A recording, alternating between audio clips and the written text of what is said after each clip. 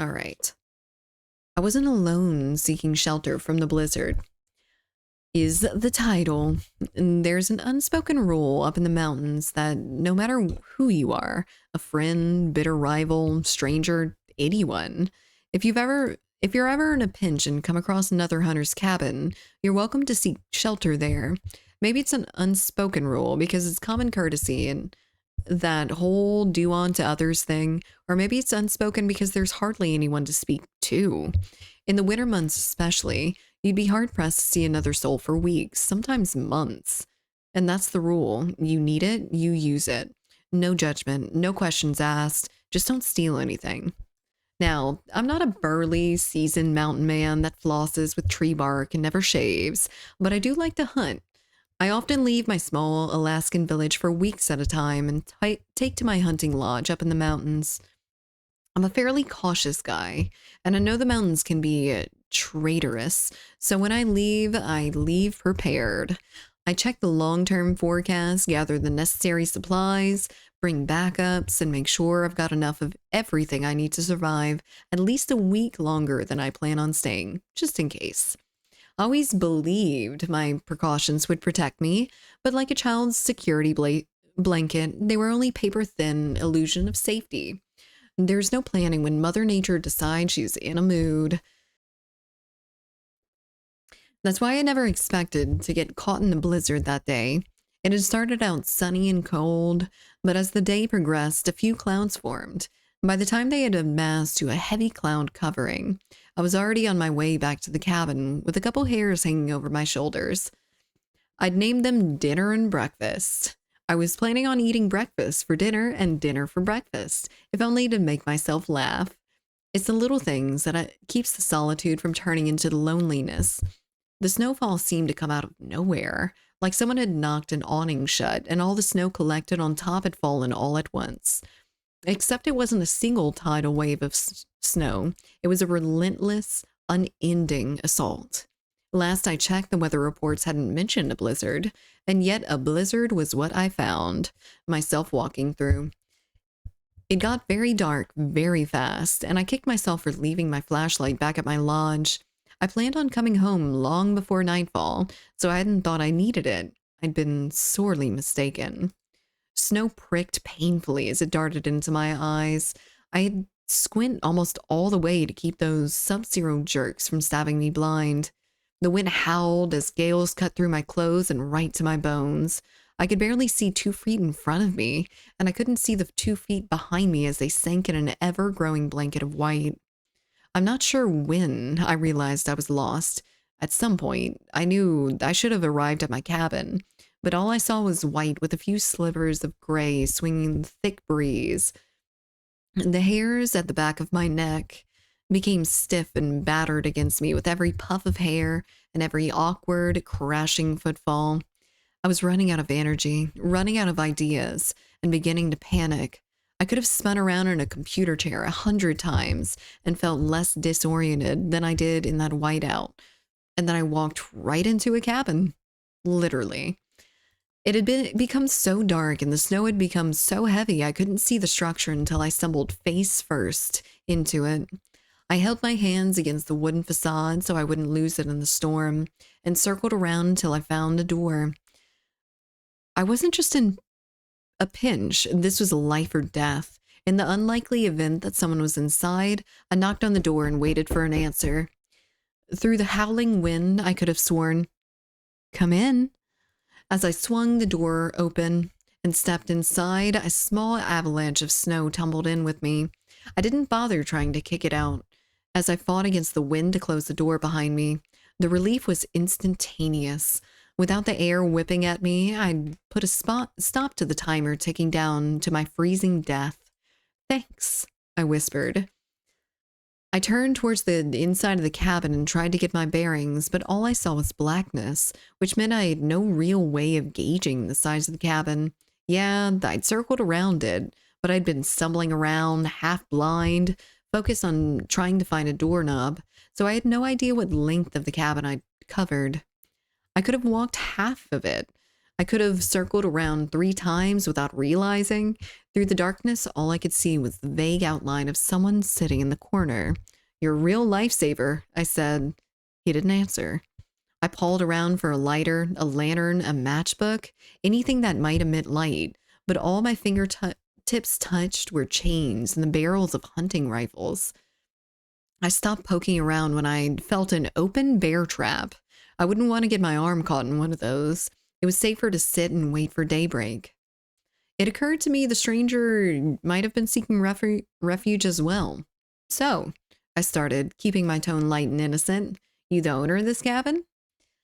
The answer was more of a hiss than a word, but in that hiss, I heard a faint, "Yes."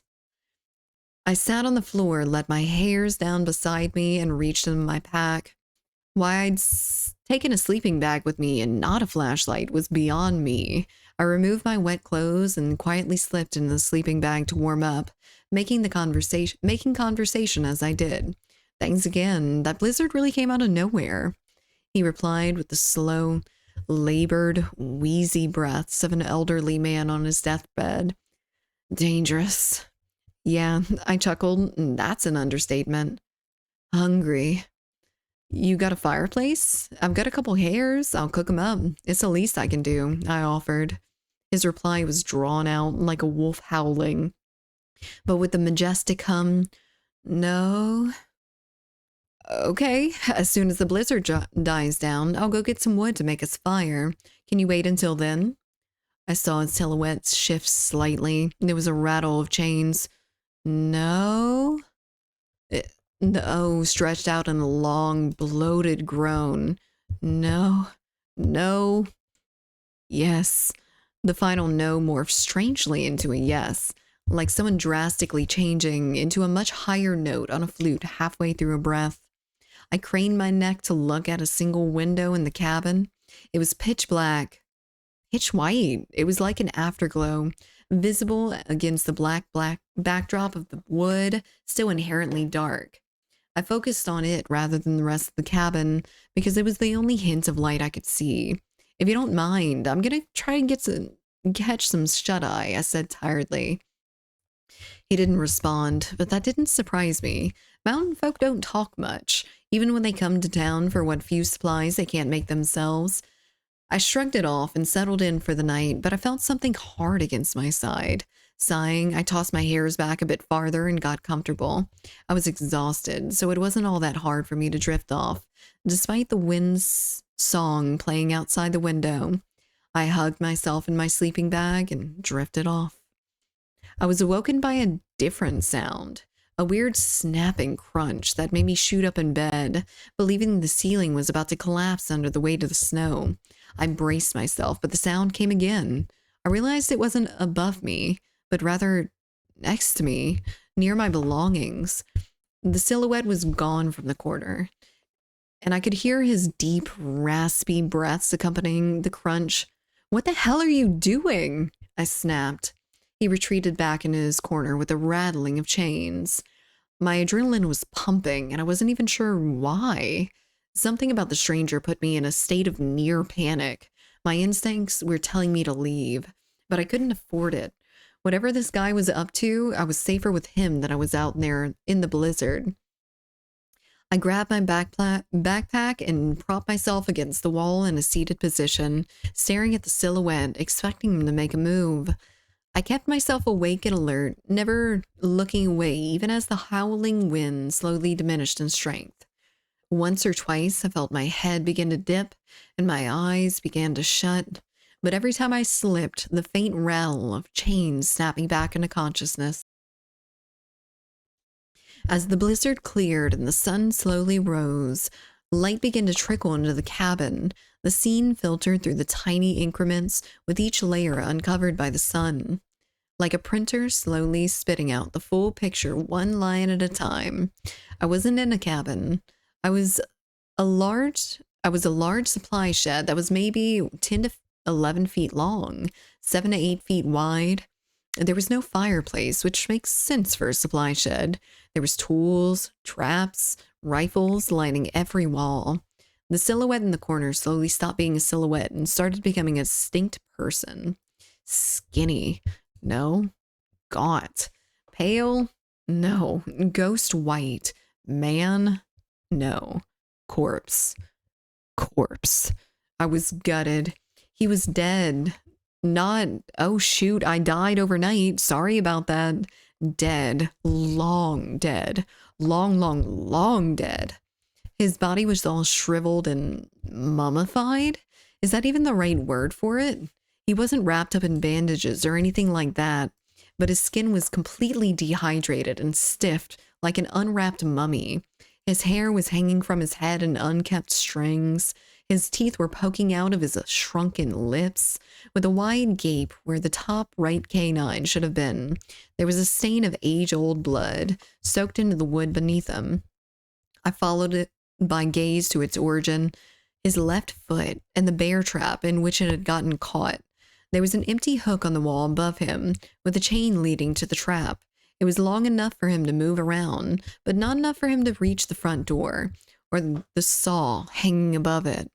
My best guess was the trap had fallen on its own while he was out, and at some point he'd done a supply run in the dark and gotten caught in his own trap.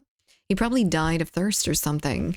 Look, I'm telling you, he wasn't breathing. He wasn't moving. He was as dead as a doornail and had been for quite some time.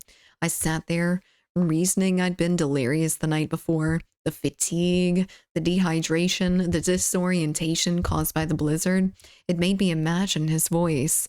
Those slow, hissing sounds I thought were replies were just the wind outside. I'd interpreted them wrong because the loneliness had finally gotten to me. The elements had conspired against me to create a living person out of someone who definitely wasn't living.